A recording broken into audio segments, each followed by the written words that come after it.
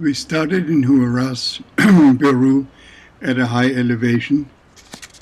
It is the Ancash region with Peru's tallest mountains, the Huaraz Khan.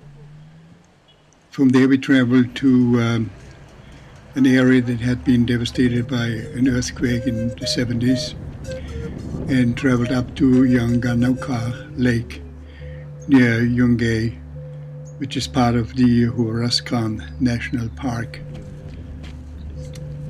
The next day we traveled to the Shavin ceremonial site, which was erected in 9000 BC.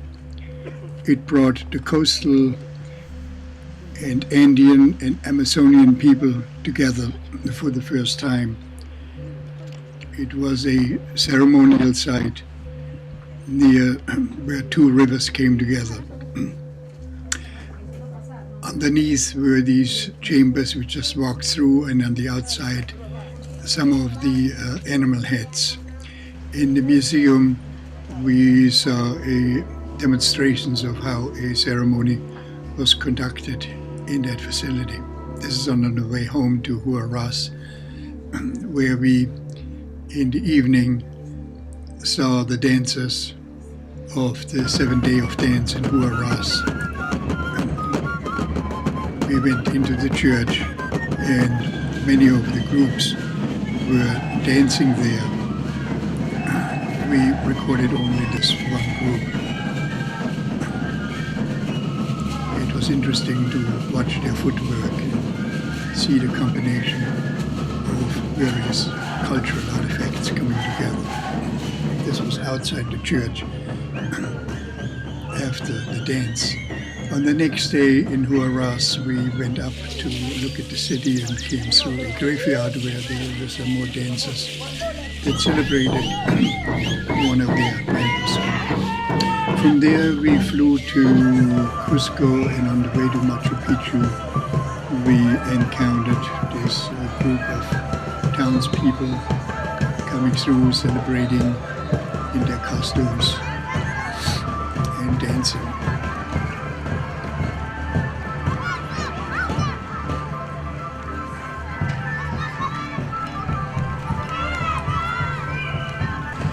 We traveled in a taxi over to Aguas Calientes, which is on the bottom of Machu Picchu. And in the morning on Saturday, we found this group of dancers in the main square. There was a church event going on, so these are all partially religious celebrations. The bus took us up to Machu Picchu, which was a big surprise. Everyone heard about it, but when you're up there and you see it,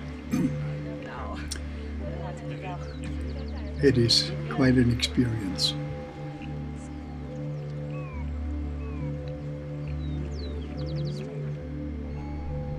What is visible there is that there are two different kind of structures going on.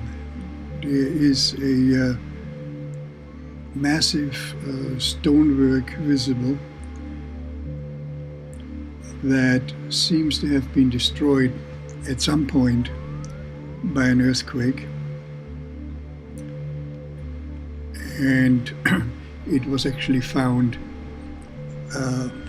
like we saw it earlier. There is a black and white shot coming up from where Machu Picchu was first discovered before restoration occurred.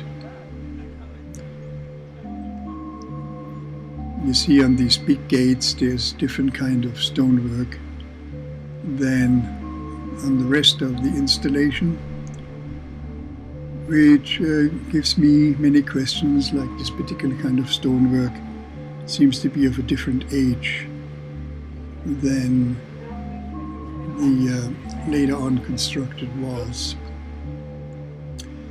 This was one of the ceremonial places on top. Here is the picture from, I think it's 1916, of how it was found. This is the place of the condor. Next day we went down to Cusco and saw some other old walls. These walls also have very unique cuts in the stones, which you can find only here and in other areas of the Cusco area.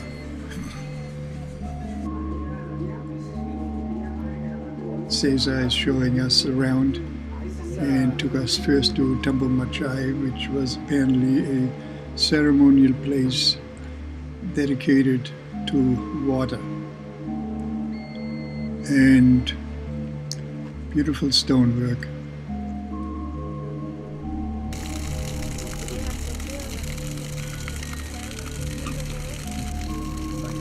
By the Incas, but we know exactly. From there we went to look up the Quran, where we see these kind of walls. And from there to Cuenco, which is in the neighborhood on the way down to Sacsayhuaman. Again, here we see some very unusual cuttings in the stones, which must have happened at a total different era by people of way back. Again, this here is the stone cutting is very unusual. They must have had very special equipment and technology to do this. I think the Inca found these places and then used them again. But we want to come back here and explore more of the history of the whole area. There's so much to learn here in regards to past civilizations that lived on this planet. And it might be very important. See, here we see all these cuttings in the stones. It looks like it was a practice place, but people had to learn somehow how to do these cuttings. Now here we are in Sacsayhuaman with Cesar, and check out all these cuts in the stones that were made with some kind of technology I don't really understand. Getting us through some ceremonial tunnels into this wide open field that seems like it was once a big ceremonial location. Again, the unusual cuts in the rock are just making me think and want to know more about who made them, what did it take to make these kind of stoneworks. Very amazing to see. Since I had a sort of professional looking camera with me, I was told I had no permit to videotape, so I was somewhat limited in some places. This was a Sunday and the local Peruvians were free to come into the place at Sacsayhuaman. Where the tourists are walking, you see these gigantic stones that I assume were also leftover of earlier works from ages long gone. That is my personal feeling and what I want to explore about this. For the Inca, it became, as we were told, a fortress to fight the Spanish. But these stories all have to have their proper interpretation. After visiting, we went out to the northern part of Peru in Trujillo. This the Muelle de Huancayo is a very popular tourist spot north of Trujillo, and there we enjoyed the waves, the different altitudes. Most of what we had seen before was a very high elevation, and here we see these special boats that people build out of reeds, And it's an old tradition. We were told they're sailing them out at sunset for fishing. From there, we went to the nearby installation of the Chan Chan civilization. They were there from about 800 AD up to the time where the Inca took over. They have the largest adobe city that existed once in the world. This is just what is left over of the ceremonial installation with the weathers and the different El Niños, and it is very difficult to keep the stuff not from weathering away. So ceremonies were kept here. It was part of the places where the culture and societal structure of the people that were living there was organized. They basically were living from fish and fruits that they would grow. The old Temple de la Luna is part of the Moche civilization that lived there in that same area. And this is the Temple of the Moon, which was erected over several generations, centuries of groups. They would erect one temple and then later on fill in with mud bricks. To build the forts on top. Always put mud bricks close to the reliefs. Down there had mud bricks when they built the forts. Similar the forts, they cover completely with mud bricks when they built the fifth. Yes, we moved a lot of mud bricks from here to so a small part of the first and second. They use the holes that the grave robbers made. For that reason we know about the temples, yes? Mm-hmm. Take your pictures from here.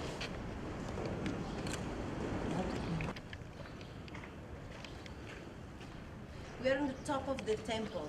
This is the foundation of the last temple. But just floor, there are walls, everything is destroyed. So that low part was the fourth temple again. You remember this patio was rectangle. The fourth side had the same design, the god of the mountain. Of the sun is higher, longer than the temple of the moon. Had the same kind of building, but we don't sure about the designs or colors. Yes, we need more money to continue the work there. Not yet, yes. Different designs. In the first level, there are prisoners, where the losers of the ritual battle, without clothes, with robbing neck. The winners there with the clothes and weapons of the prisoners. Panams. There is a ceremony, a knife in one hand and a human head in another hand. It's a mythological representation. It has relation with rain. For that reason, represent fertility. Smaller and the front behind, and third behind inside, and also smaller and the front behind. We saw those designs for that hole that the grave robbers made. Yes. But that's okay, because one lens is fallen out. Great. Then we ended up going to Colosseum Cardavio, where Caesar was playing and was invited to be there.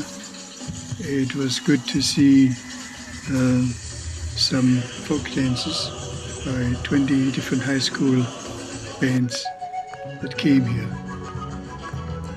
Quite interesting to see the feather headdresses. We had been used to seeing feather headdresses only being worn by Native Americans, so it was great to see South American traditions being kept alive here.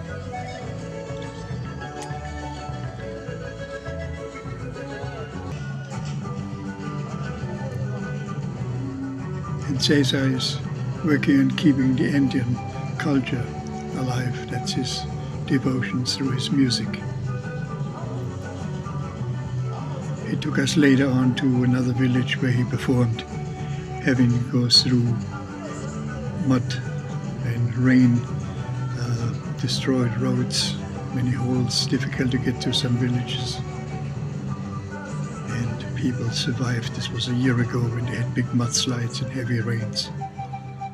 Hopefully this year will be easier. As we're saying farewell to people in this location.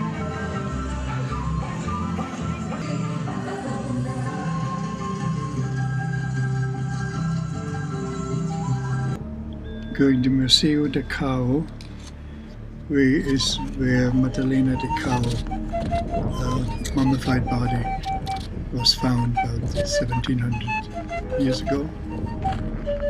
And so that temple is currently being opened up and explored. Temple Mocha from the Moche Society, all these people up there in the northern part of Peru, near Trujillo, where the rivers come out of the mountains, was the Moche Society. Madalena de Cao was apparently a female ruler at one of the times, so people are very proud having female rulerships within their societies. This is a temple of the sun, a cross which is not being opened up or restored. We usually find temple of the moon, temple of the sun. Very interesting interior.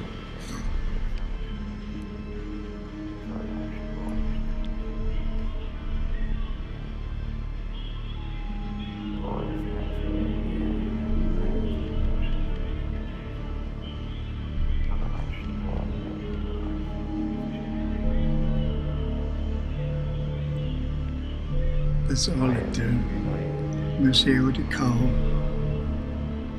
from 300 AD. Now some images from Lima, which is this was recorded in the first day after our arrival. Beautiful sunshine. So the beach is way down below the city, is up high, at a much higher elevation.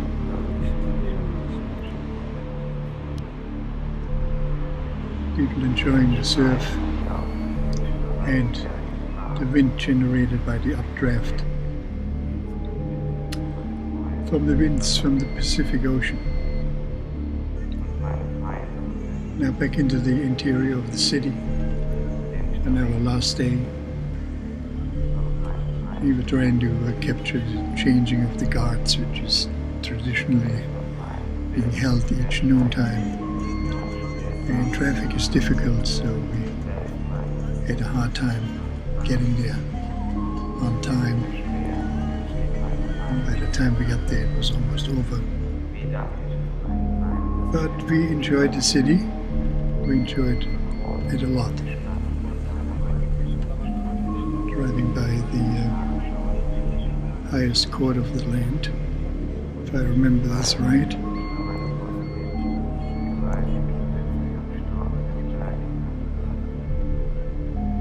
And driving towards the sea now, going down to the lower levels of the city, down to the beach, to a place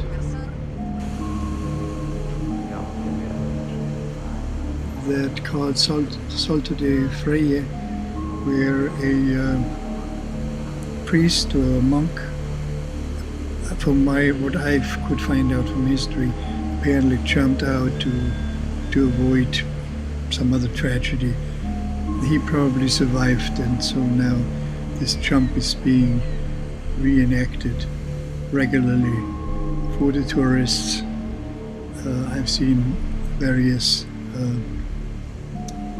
jumpers in monk outfits jumping down and climbing back up the rock. So this was our last impression of Peru. Interesting rock formation right on the beach.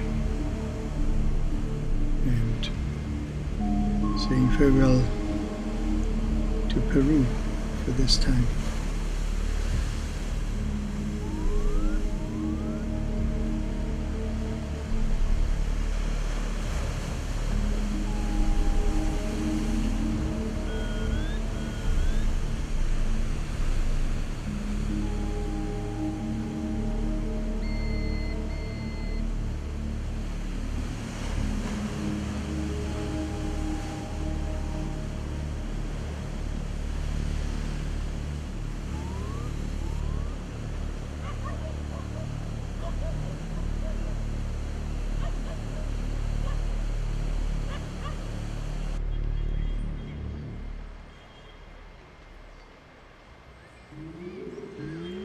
And this was our last lunch together in this little town above the waves. Farewell, Peru.